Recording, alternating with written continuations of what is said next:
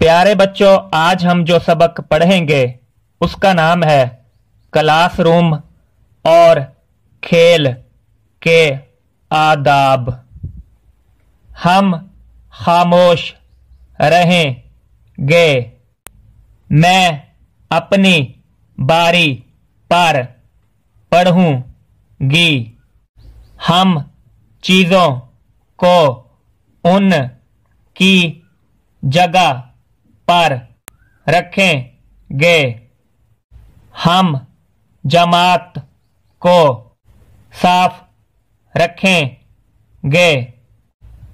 खेल, हम एक दूसरे का ख्याल रखेंगे।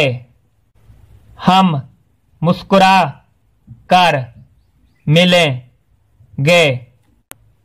हम किसी को धक्का नहीं देंगे।